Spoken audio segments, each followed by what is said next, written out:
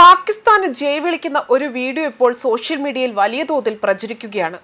ഇതിപ്പോൾ വലിയ രാഷ്ട്രീയ വിവാദങ്ങൾക്ക് കൂടെയാണ് വഴിവെച്ചിരിക്കുന്നത്. RJD നയിക്കുന്ന പ്രതിഷേധത്തിൽ പങ്കെടുത്തവർ പാകിസ്ഥാൻ സിന്ദാബാദ് മുഴക്കുന്ന വീഡിയോ ആണ് പ്രചരിച്ചിരിക്കുന്നത്. എന്നാൽ അങ്ങനെയല്ല, പാകിസ്ഥാൻ മുർദാബാദ് എന്ന മുദ്രാവാക്യം വിളിക്കുന്നതാണ് എന്ന അവകാശവാദമായി നേതാക്കൾ തന്നെ രംഗത്ത് വന്നിട്ടുണ്ട്. ആദ്യം ഇതിൽ പങ്കെടുത്ത ഒരു വ്യക്തിയാണ് പാകിസ്ഥാന് ജയ് വിളിച്ചിരിക്കുന്നത്. അതിൽ അപകടം മനസ്സിലാക്കിയ നേതാക്കളാകട്ടെ പിന്നീട് പാകിസ്ഥാൻ മുർദാബാദ് എന്ന് മാറ്റി ജയ് വിളിക്കുകയാണ് ചെയ്തിരിക്കുന്നത്. ഇതെല്ലാം വീഡിയോ ദൃശ്യത്തിൽ വളരെ വ്യക്തമായി തന്നെ കാണാം. കാശ്മീരിൽ വിനോദസഞ്ചാരികൾക്ക് നേരെ ഉണ്ടായ ഭീകരാക്രമണത്തിനെതിരെ ബീഹാറിലെ ഗലിസറിൽ നടന്ന മെഴുകുതിരി പ്രതിഷേധത്തിനിടയിലാണ് പാകിസ്ഥാൻ അനുകൂല മുദ്രാവാക്യങ്ങൾ വിളിച്ചെന്ന് ആരോപിച്ചുകൊണ്ട് രംഗത്ത് വന്നിരിക്കുന്നത്. അതായത് പാകിസ്ഥാൻ അനുകൂല മുദ്രാവാക്യം വിളിച്ചെന്ന് ആരോപിച്ചുകൊണ്ട് കമ്മ്യൂണിസ്റ്റ് പാർട്ടി ഓഫ് ഇന്ത്യയിലെ ഒരു അംഗത്തെയാണ് പോലീസ് ഇപ്പോൾ അറസ്റ്റ് ചെയ്തിരിക്കുന്നത്. ഒപ്പം തന്നെ പാർട്ടിയിൽ നിന്ന് ഇയാളെ പുറത്താക്കുകയും ചെയ്തതായിട്ടാണ് റിപ്പോർട്ടുകൾ പുറത്തു വന്നിരിക്കുന്നത്. തെറ്റായ മുദ്രാവാക്യം വിളിച്ചതിന് ഉത്തരവാദിയായ വ്യക്തി, അദ്ദേഹത്തിന്റെ പേര് കൈലാഷ് പ്രസാദ് സിംഗ് എന്നാണ്.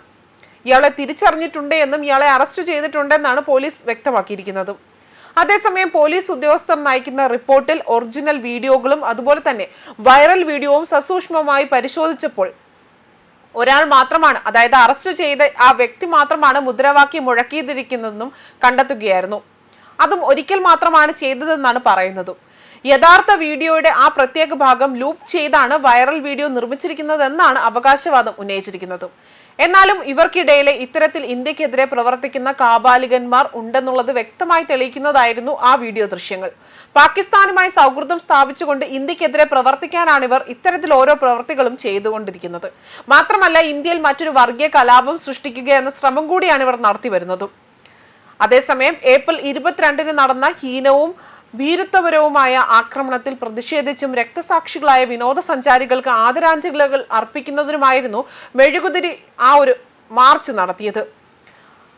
അറിയില്ല, അശ്രദ്ധ കൊണ്ടോ താൽക്കാലികമായുള്ള കോപം കൊണ്ടോ ആണോ പാകിസ്ഥാൻ മുർദാബാദ് എന്നതിന് പകരം പാകിസ്ഥാൻ സിന്ദാബാദ് എന്ന മുദ്രാവാക്യം ഉയർന്നതെന്നും അറിയത്തില്ല എന്നാണ് നേതാക്കൾ പറയുന്നത്. സംഭവം പുറത്തു വന്നതോടെ തന്നെ ജനക്കൂട്ടം മുദ്രാവാക്യം പാകിസ്ഥാൻ മുർദാബാദ് എന്ന് തിരുത്തി പറയുകയാണ് ചെയ്തിരിക്കുന്നത്. എന്നാൽ വൈറലായ വീഡിയോ ക്ലിപ്പിൽ ഈ തിരുത്ത് കാണുന്നില്ല. പാർട്ടിയുടെ ജില്ലാ യൂണിറ്റിന്റെ പ്രസ്താവനയിൽ ഇങ്ങനെയാണ് വ്യക്തമാക്കിയിരിക്കുന്നത്. ജില്ലാ മഹാത്ബന്ധൻ കോർഡിനേറ്റർ ജിതേന്ദ്രകുമാർ പറയുന്നത് ഇങ്ങനെയാണ്: അശ്രദ്ധയിൽ നിന്നുണ്ടായ ഗുരുതരമായ തെറ്റ് മാത്രമായിരുന്നു അതെന്നും ഈ വിഷയം പെരുപ്പിച്ച് കാണിക്കരുതെന്ന് അത് ഉചിതമല്ല എന്നും ആർക്കും അത്തരം വികാരങ്ങൾ ഉണ്ടാകാൻ സാധ്യതയില്ല എന്നാണ് ഇദ്ദേഹം വ്യക്തമാക്കിയിരിക്കുന്നത്. അബദ്ധത്തിൽ സംഭവിച്ച പിഴവെന്ന് വിശേഷിപ്പിക്കുകയാണ് ചെയ്തിരിക്കുന്നത്. അതുപോലെ തന്നെ ഭീകരർക്കെതിരായ ഐക്യ പ്രകടനമായാണ് മാർച്ച് ഉദ്ദേശിച്ചതെന്നും പാകിസ്ഥാൻ അനുകൂല മുദ്രാവാക്യങ്ങൾ ഉയർത്തുവാനുള്ള മനഃപൂർവ്വമായ ഉദ്ദേശം ഇല്ലായിരുന്നുവെന്നുമാണ് പറയുന്നത്. അതേസമയം ഇതുവരെയും 10 ഭീകരരുടെ വീടുകളാണ് ജമ്മു കാശ്മീരിൽ സർക്കാർ തകർത്തിരിക്കുന്നത്. 25 ടൂറിസ്റ്റുകളും ഒരു കാശ്മീരിയെയും അതിക്രൂരമായി വെടിവെച്ച് കൊലപ്പെടുത്തിയ പൽഹാം ഭീകരാക്രമണത്തിൽ പഴുതടച്ച് അന്വേഷണവും തിരച്ചിലും തുടരുന്നതിനിടയിലായിരുന്നു ഈ ഭീകരരുടെ വീടുകൾ പൊളിച്ചു നീക്കിയതും. ഇപ്പോഴും നടപടി പുരോഗമിച്ചുകൊണ്ടിരിക്കുകയാണ്. കഴിഞ്ഞ 6 ദിവസത്തിനിടയിൽ 10 ഭീകരവാദികളുടെ വീടുകളാണ് തവിടുപൊടിയാക്കിയിരിക്കുന്നത്. ലഷ്കർ ഭീകരരായ ആദിൽ ഹുസൈൻ തോക്കർ, സാക്കിർ അഹമ്മദ് ഖനി, അതുപോലെ അമിർദ അഹമ്മദ് ഗർ, ആസിഫ് ഷേഖ് എന്നിവരുടെയും അതുപോലെ തന്നെ സഹായം ചെയ്ത മറ്റ് ഭീകരവാദികളുടെയും ഒക്കെ തന്നെ വീടുകളാണ് ഇപ്പോൾ തകർത്തിരിക്കുന്നതും. അതുപോലെ തന്നെ ചൊവ്വാഴ്ച, അതായത് കഴിഞ്ഞ ദിവസം ഉച്ചയോടുകൂടിയായിരുന്നു പൽഹാമിനടുത്തുള്ള വൈസൻവാലിയിൽ 25 വിനോദസഞ്ചാരികളെയും ഒരു പ്രാദേശിക പോണി റെയ്ഡ് ഓപ്പറേറ്ററെയും ഭീകരർ വെടിവെച്ച് കൊലപ്പെടുത്തുന്നത്.